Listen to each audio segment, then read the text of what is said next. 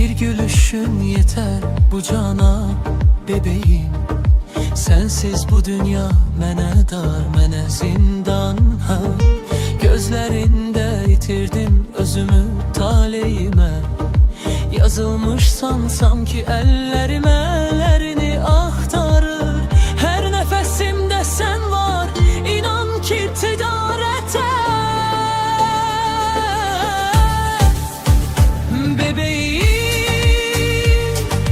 canımdan can gidersen ağlasam da, yansam da seni severem bebeğim.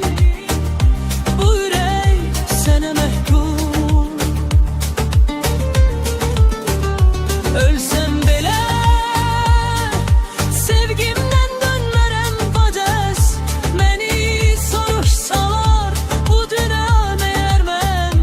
Her yarama derman sensen. Bu yürek bir sene boyun eğer, kalan her şey yalan, her şey yaram. Bebeğim, geceler şahit derdime, dualarımın adı sen oldun. Bebeğim, bu talih yazısıdır, sevip yanmak mənə kısmet oldu. Bir gün dönsen, dünya yeniden doğar, dönmesen ben yine seni severem. Çünkü bu ürək seni seçti.